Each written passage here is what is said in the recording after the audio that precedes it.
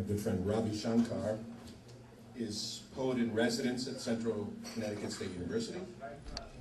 His first book of poems, Instrumentality, and here among you.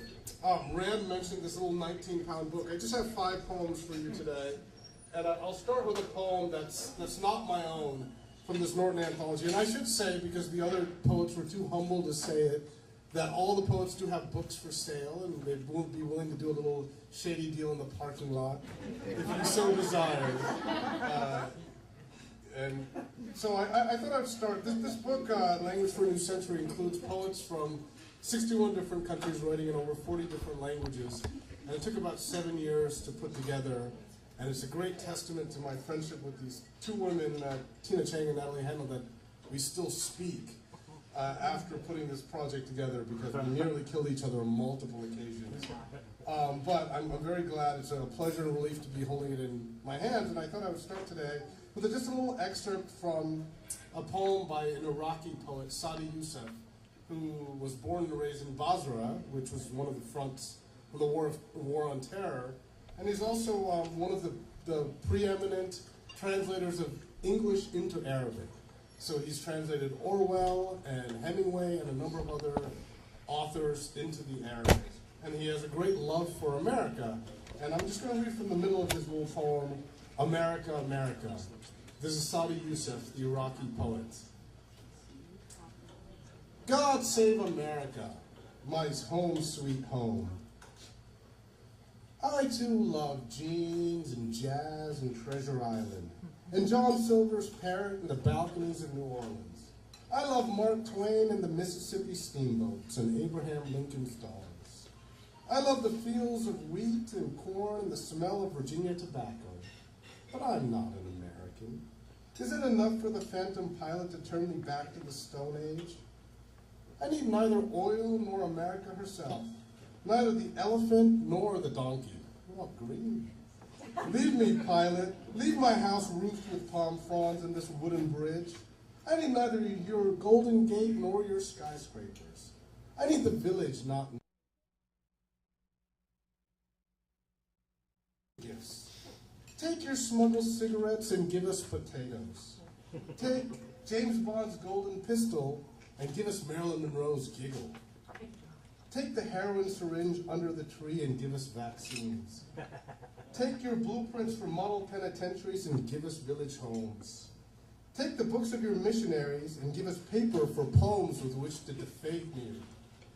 Take what you do not have and give us what we have. Take the stripes of your flag and give us the stars.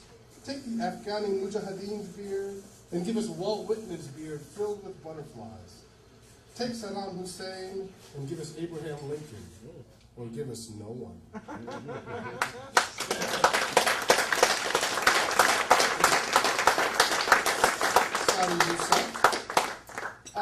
So I thought I'd just read one. Rand mentioned a couple of chapbooks that I have out. The book about shaving, The Look for His Bristle, which really has many poems about art and voyage.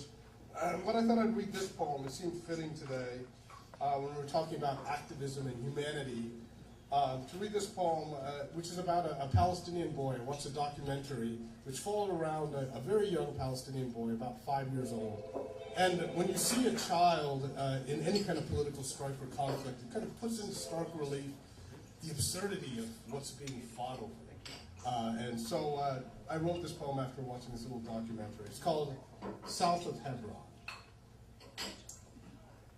Across the onion fields, a hulk of rusted metal groans, as out of place it seems to the boy whose father tills the land, as an orange blossom unfurling in a smokestack.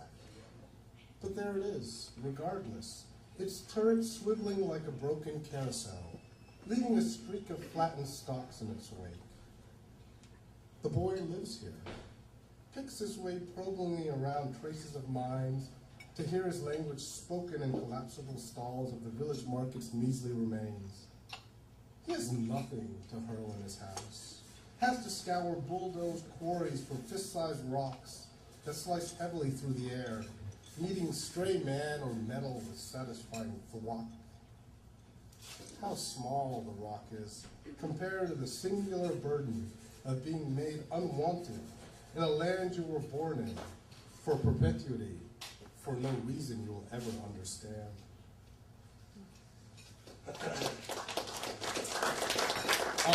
So those of you who follow Andy's blog, Andy does a number of different things, but I won't go into the more salacious of them here.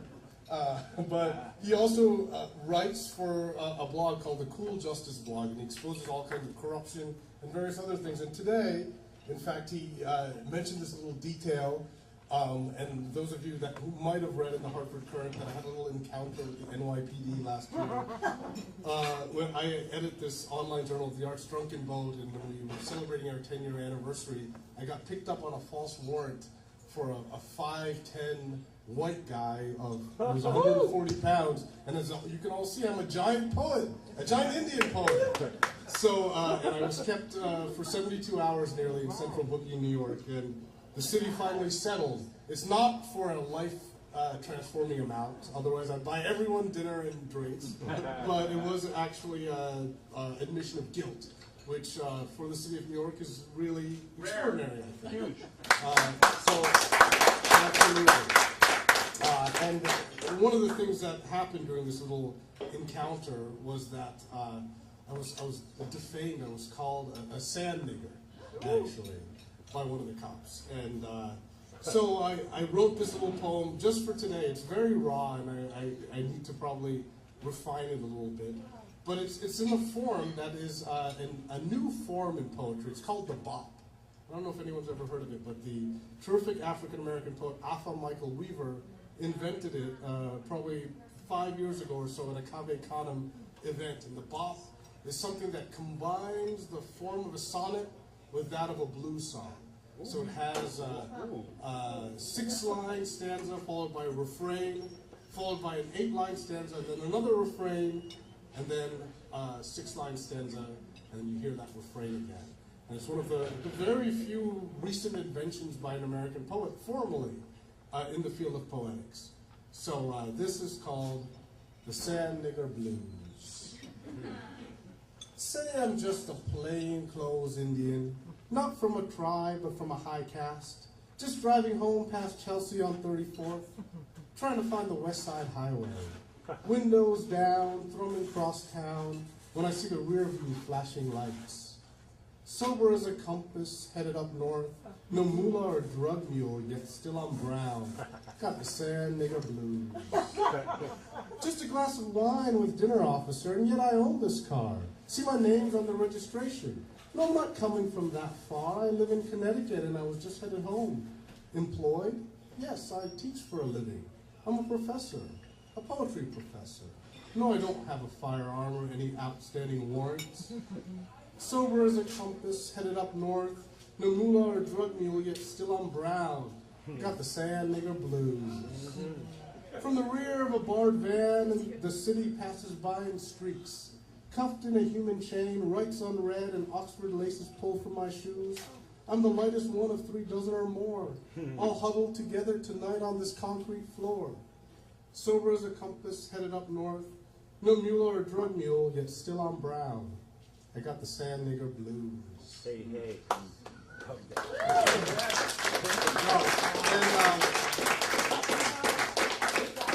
This next poem is about, generally I am a vegetarian, though I eat seafood occasionally, and I like most fruits and vegetables. I think I'm pretty liberal when it comes to my taste in that, except there's one thing that I can't stand, and that's the banana. And I've never been able to eat a banana. I don't know why. Every 5 years or so, I'll try a banana again, and I will be revolted anew. And maybe something, it has something to do with the fact that it's my father's favorite food. You know, he's got these hygienic issues, and the banana, you know, no man's fingers touched it. You know, it's so pure. Maybe, I don't know. We're not going to go into So I was just kind of thinking this over, and I wrote this kind of prose poem, and it's titled "On Why I Hate Bananas." Suppose we all have certain foods or odors, like turnips or white wine vinegar, that turn our stomachs. But in most gastronomical matters, I strive to be a pluralist. When it comes to bananas, though, I can make no exception.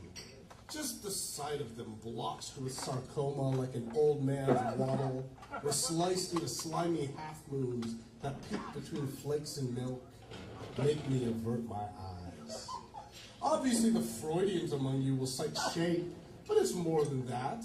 I have a distinct memory of the moment of unconcealment when, as a child, I opened my lunchbox and took out an overripe banana to bite into its flesh, only to discover the true nature of disgust.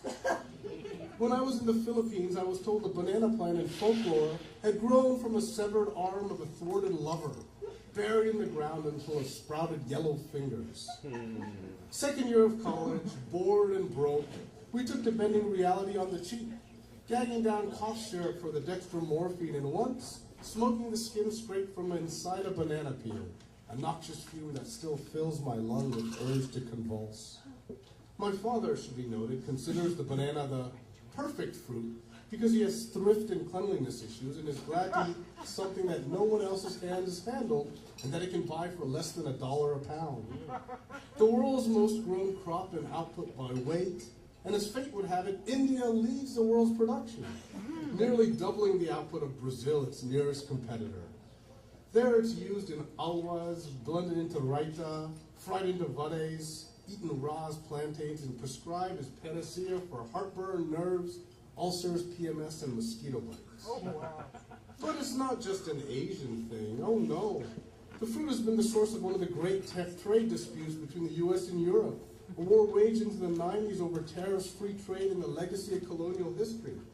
Remember banana republics before they sold chinos?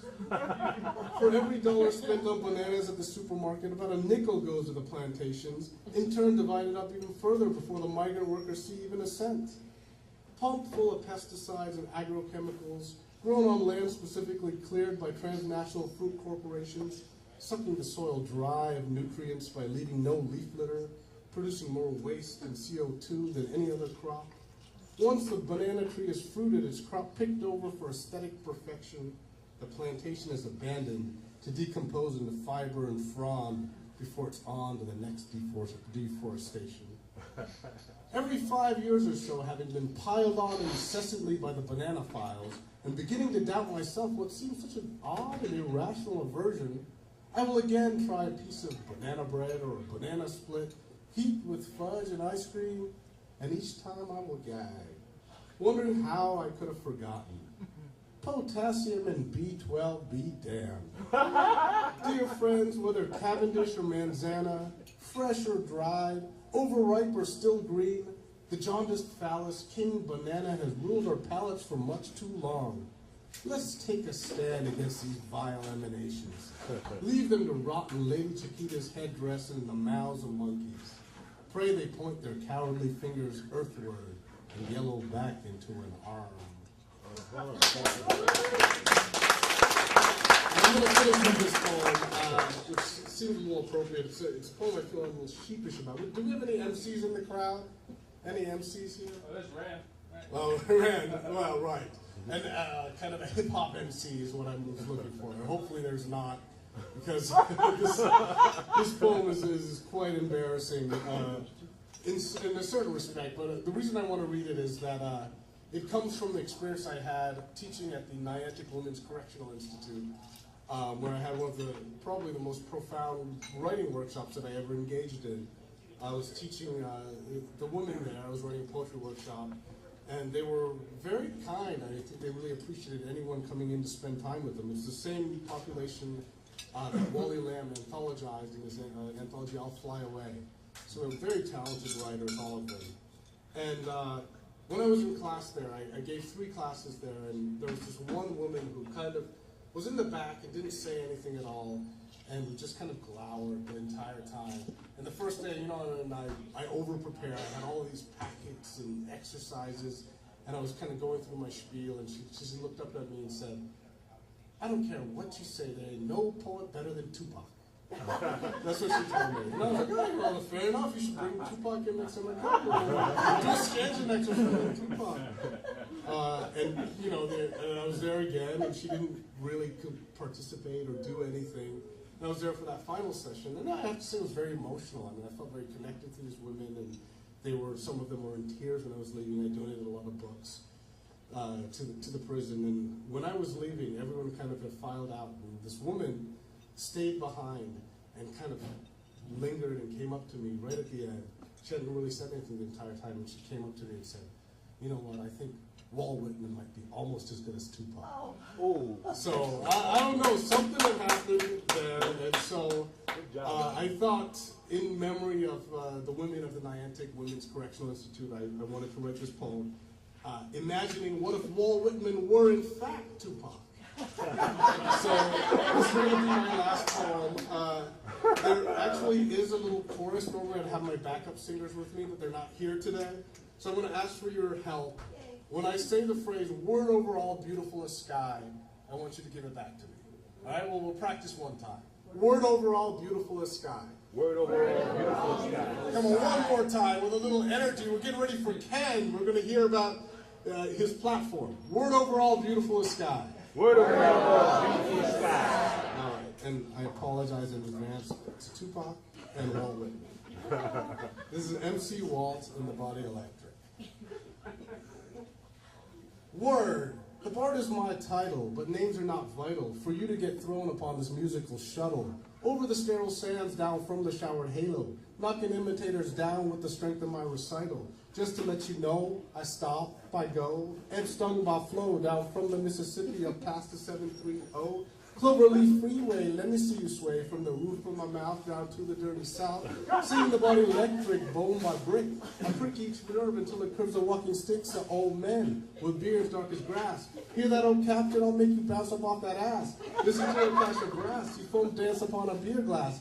Because no universe can be forecast, but man's a procession, a spontaneous jam session. A couple of war vets shooting CeeLo with their pension checks, wrecked on a case of long necks, like specks of dust, limbs flecked with rust, limbs joined in trust, singing hymns charged by lust. They belong to us, you and I, even after we die.